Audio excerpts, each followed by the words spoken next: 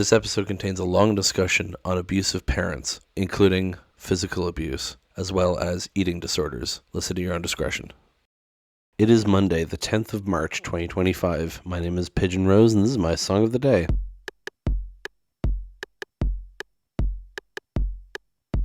It's the start of another week here on Pigeon's Song of the Day. As I said last week, an unthemed week, but there are particular days this week that are important, and so I'm doing specific songs, and today is one of them. Today is my mother's birthday, and if you know anything about me, you know that I do not have a good relationship with my mother, let's put it that way. And the song that we're doing today is Power Trip Ballad by Mena. Now, I've done songs for my relatives' birthdays before, but once you listen to the song, you'll be like, Jesus Christ. What a song to do in this day. But even though the situation depicted in it isn't the same as the situation with my mother, it always makes me think of her particular lines. We'll get into that. I already talked about Maria Mena. I just realized when I talked about the song, It Was Love. Okay, yes, I did talk about her before. But this song is one of the ones, I don't think Emil showed me that. Or no, he did show me this actually. But I did listen to all of her albums. But yeah, no, this song is one that's always stuck with me. So let's go listen to it now and then come back in a few minutes and talk about it.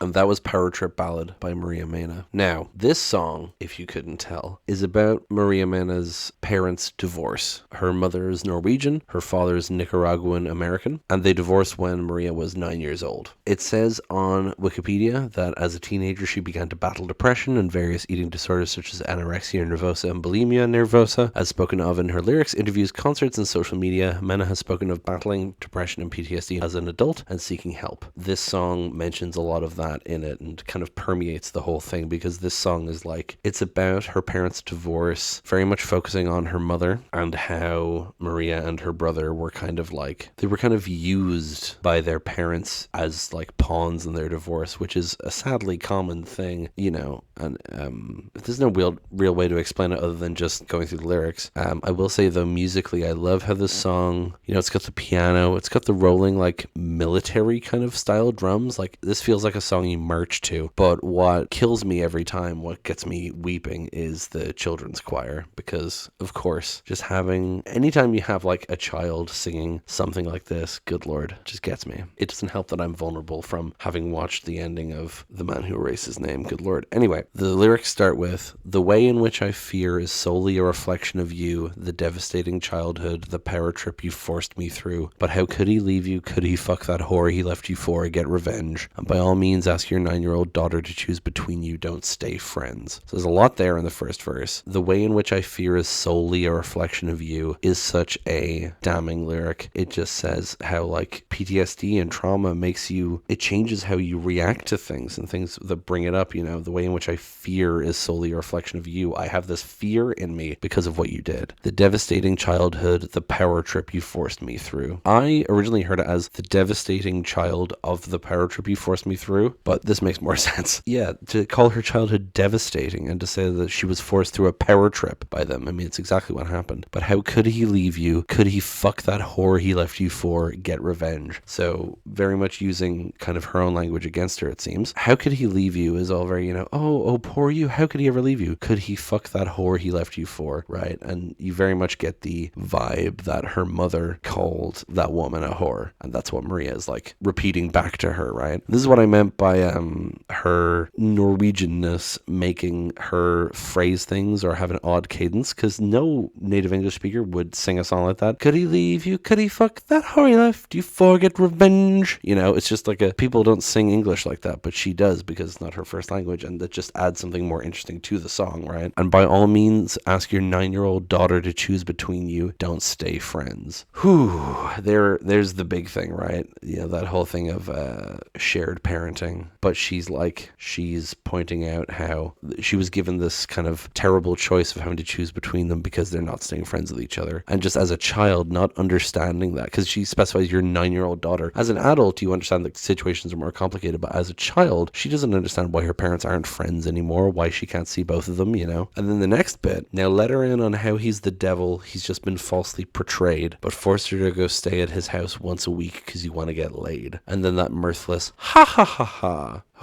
So yeah, now you get this bit of her mother kind of talking shit about her dad behind his back, how he's the devil, he's just been falsely portrayed, but forced her to go stay at his house once a week because you want to get laid. So, her mother is being sort of hypocritical, like, oh, your dad is the devil, he's the worst. Now go stay with him because I want to get laid. It's such an awful situation to be in. And that mirthless laugh is so haunting as well. It's ha ha ha ha. Like, it might sound a bit funny, but it's her kind of being incredulous to the whole thing. Like, can you believe that you did this? Right? And then the kind of pre-chorus, ask me why he scares me. Do you want to know why I'm angry? Can't you tell I'm crying? Mother, I don't feel good. So ask me why he scares me. I mean, she's saying, like, you made me scared of him. Do you want to know why I'm angry?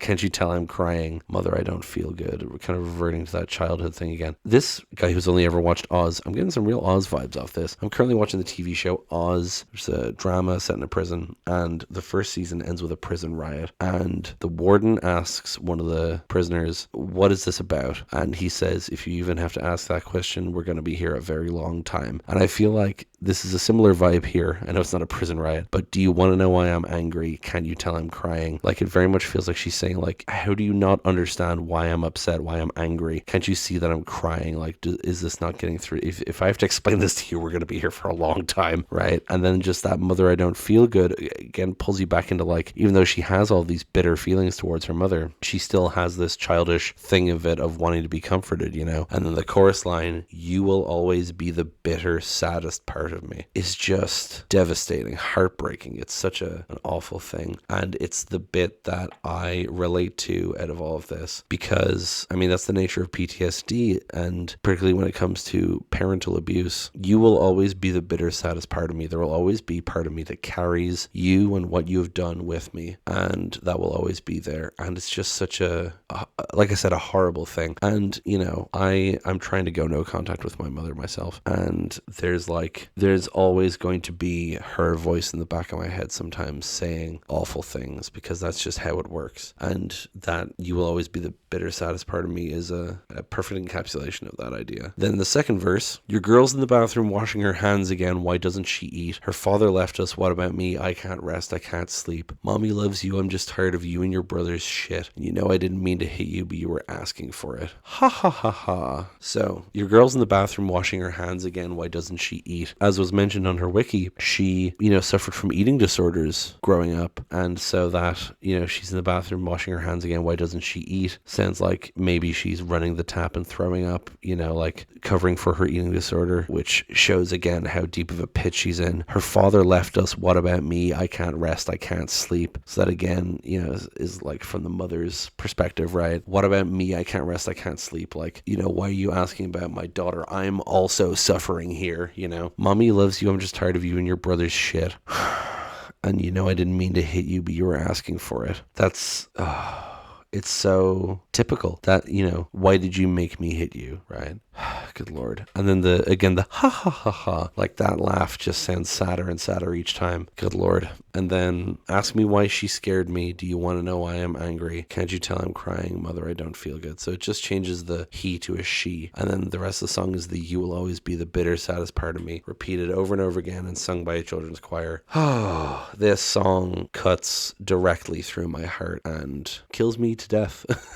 It's just so heartbreaking and unfortunately relatable. I specifically remember, I don't know if I've mentioned this on this podcast, people who know me know this, when I decided that I was finally done with my mum, I wrote a several thousand word essay and sent it to my dad, basically saying face up to how awful of a person she is, or I'm out of your life. And basically the day I was like writing part of this essay in work, I think it was the day my mum texted me something really passive aggressive, and I was like deciding that I was going to do this essay, and then this song came on when I was walking home and I just broke down. It just gets me,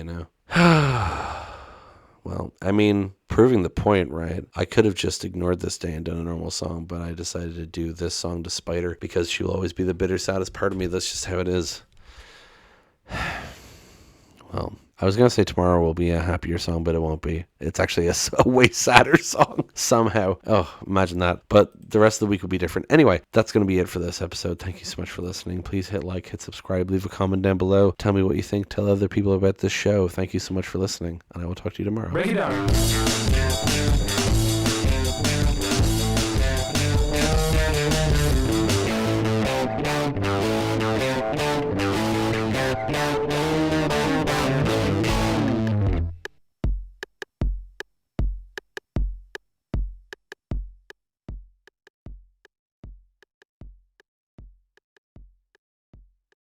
And if you know anything about me, you know that this is not a cause for celebration for me.